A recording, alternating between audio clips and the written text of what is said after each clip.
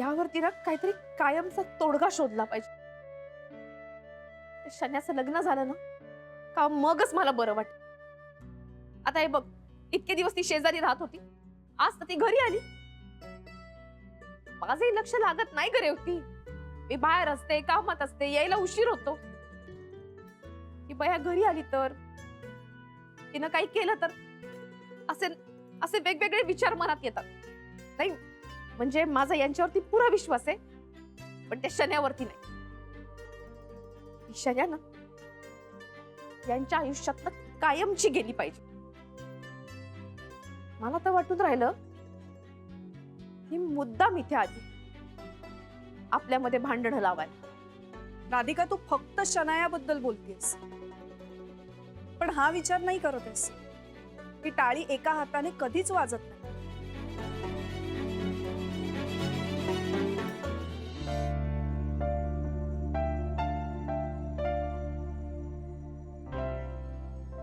अहो किती फेऱ्या मारणार आहात? माझे पाय दुखायला लागले आता.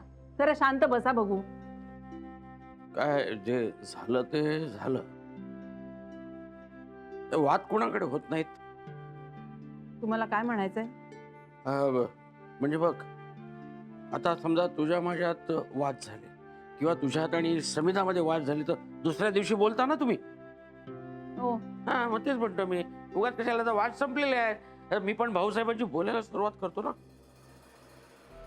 नको.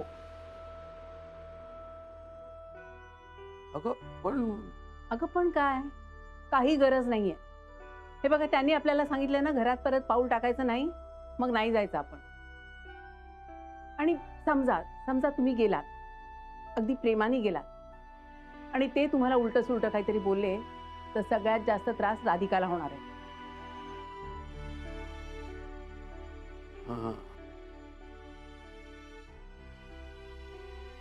कळतंय का मी काय म्हणतेय ते?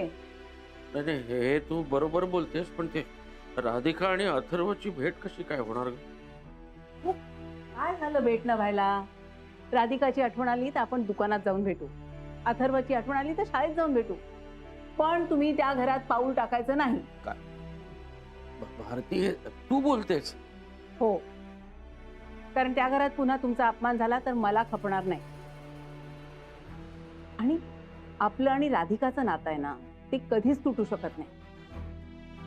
आपण तिला कधीही कुठेही भेटू शकतो, हो की नाही? हो, नाही, बरोबर आहे तुझं. आपलं आणि राधिकेचं नातं आहे आणि जेव्हा तिला खरं कळेल ना तेव्हा तिच्यासोबत आपणच असू, अगदी कायम.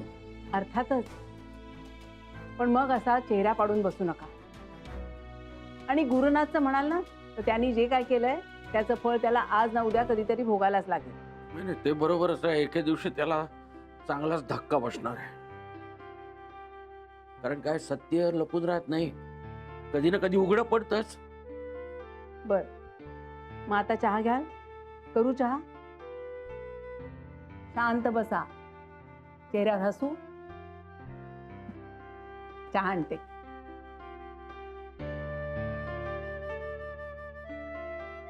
त्या पोरीच्या नशिबात काय लिहून ठेवलंय काय कळत नाही. गुरु, काय झालं? रघुने सांगितलं तुझं बीपी वाढलाय. हो रे, मला जरा ना चक्कर आल्यासारखं होतंय. चक्कर आलीये? शनाया होती ना आता इथे, कुठे गेली ती? तुम्ही दोघं भांडलं का? तिचं नावही घेऊ नकोस रे. तिला माझ्या समोरही आणत नका जाऊ. माझं ना डोकं फिरतं, माझा चक्कर यायला लागते, बीपी वाढतं. नका आणत जाऊ तिला. रघु, हा सर. लिंबू पाणी आण आणि थोडीशी साखर पण. साखर. हा? चल. गुरु, हे घेतोस का जरा? Cool down. चल. काय कूल डाऊन आनंद? त्या शनायाला समोर पाहिलं ना की मला सगळं जुनं जुनं आठवायला लागतं रे. आणि मग परत बीपी वाढणं, चक्कर येणं असं ते होतं रे. नका आणत जाऊ तिला. याला जबाबदार पण तूच. गुरु बघ ना, म्हणजे शनाया सतत तुझ्या डोळ्यासमोर तुला दिसते. एक तर तुझ्या घरच्या बाजूला ती राहायला आली आहे आणि इथे ऑफिसमध्ये पण. म्हणूनच तुला तेव्हा सांगत होतो तिला इथे कंटिन्यू करू नकोस, पण तू माझं ऐकलं नाहीस. असं कसं नका कंटिन्यू करू आनंद? नाही, माझं काहीच म्हणणं नाही. ते पानमलकर त्यांनी शिफारस केली ना. आणि असं केलं तर त्यांचा अपमान केल्यासारखं नाही होणार का? असं कसं काढून टाकायचं ते? अरे पानवलकर सर बिचारे, त्यांना ते इमोशनली ठीक.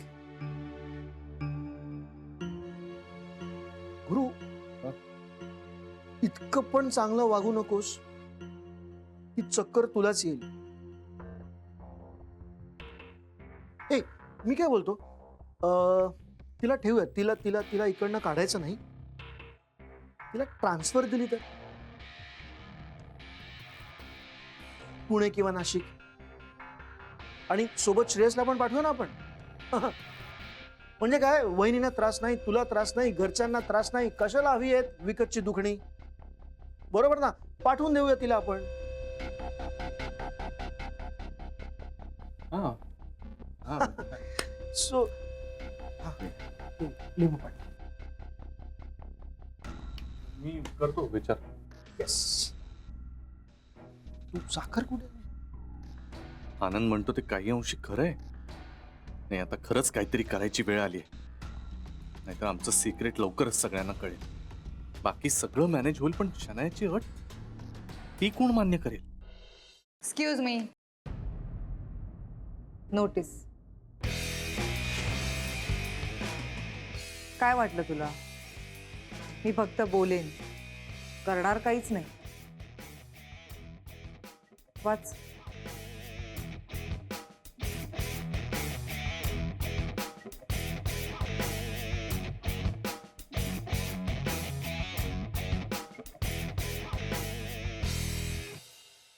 बाप्पा, हिने तर खरंच नोटीस पाठवली. टेन्शन आलं? कर रिकामी जागा. बोल, कधी करतेस?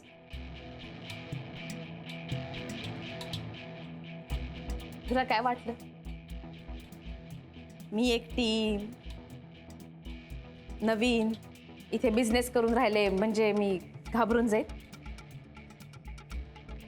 नाही, तसं नाही. मी इथे बिझनेस करावा ही माझ्या नवऱ्याची इच्छा आहे, माझ्या घरच्यांची इच्छा आहे. त्यामुळे ते जोपर्यंत माझ्यासोबत आहेत तोपर्यंत मला कुठल्याच नोटिशीला घाबरायची गरज नाही. आता तू वाकड्यात जायचं ठरवलंच आहेस तर आय कांट हेल्प इट. तुला किती समजवणार ना मी. तुला तरी प्रेमाची भाषा कुठे कळते? तूच तर वाकड्यात शिरून राहिली. मी म्हटलं तुला का, तू तुझा बिझनेस कर, मी माझा बिझनेस करेन, आपण एकमेकींना मदत करू. पण तुला तर हे समजूनच नाही राहिलं. तूच माया वाकड्यात शिरून राहिली ना. ठीक आहे, आता मी बघते काय करायचं ते. हो,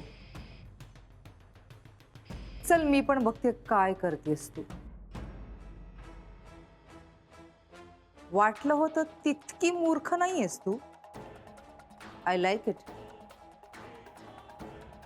मला खूप मजा येईल तुला इथून हकलून द्यायला. Take care.